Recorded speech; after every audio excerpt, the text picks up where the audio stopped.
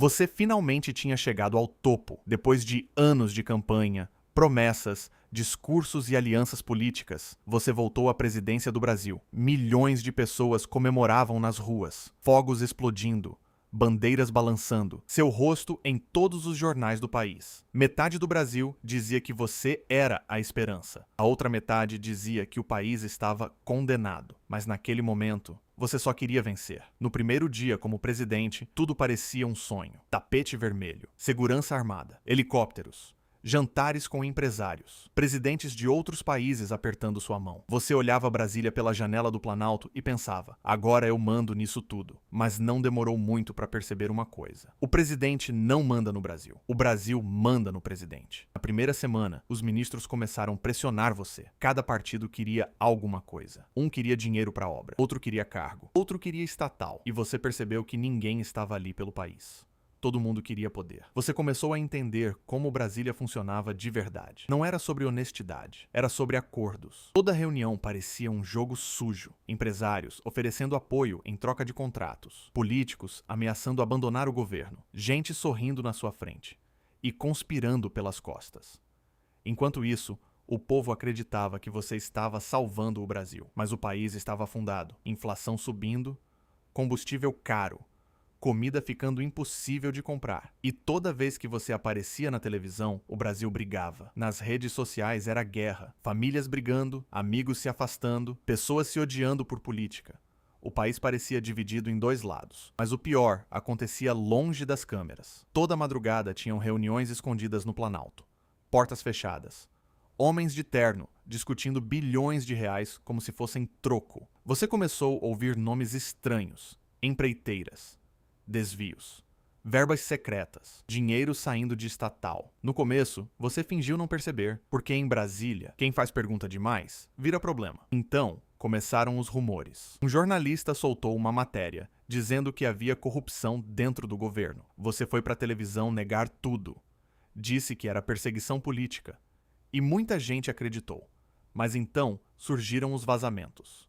Áudios secretos, mensagens apagadas, planilhas com milhões desviados. A internet explodiu. Escândalo bilionário.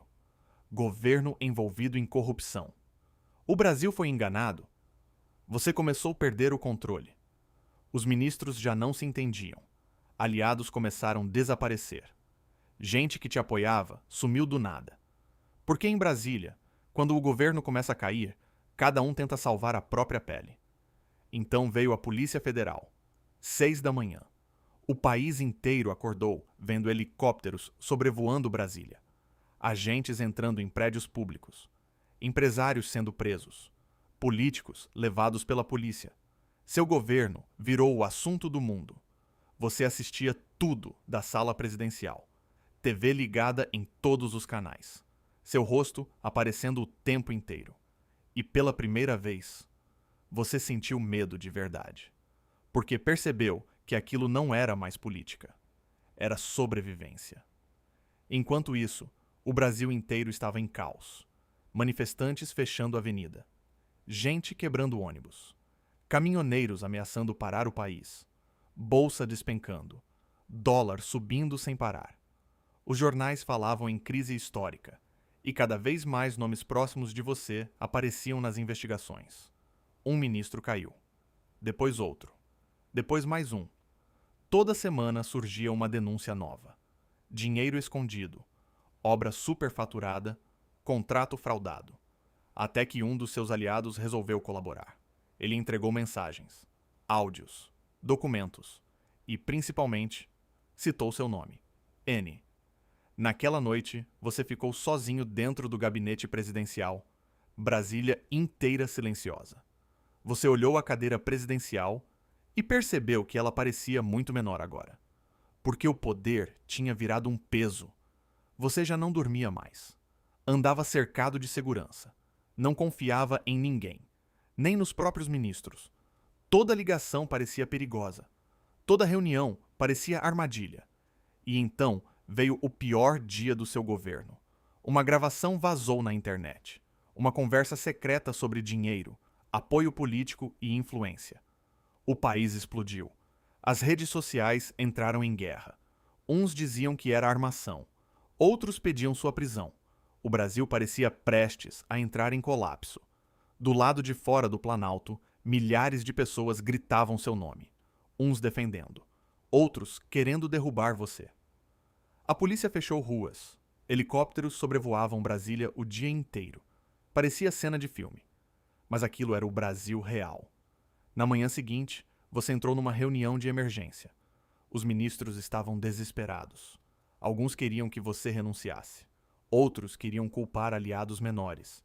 E alguns simplesmente queriam fugir antes da investigação chegar neles. Foi nesse momento que você percebeu a verdade. A corrupção não estava só em uma pessoa. Ela estava no sistema inteiro. Todo mundo dependia dela. Empresários, deputados, partidos, governadores. O jogo já existia antes de você chegar e continuaria existindo depois que você saísse. Então, começou a guerra final. CPIs, investigações, delações premiadas, ex-aliados aparecendo na TV acusando uns aos outros. O país inteiro parou para assistir. Enquanto isso, a economia piorava. O povo sofria. Mercado lotado de gente sem dinheiro. Fila aumentando. Assalto crescendo. E o brasileiro comum começava a perder esperança. Porque, independentemente de quem virasse presidente, o país continuava afundado nos mesmos problemas. Naquela noite, sozinho no Planalto, você abriu a janela e olhou Brasília inteira iluminada.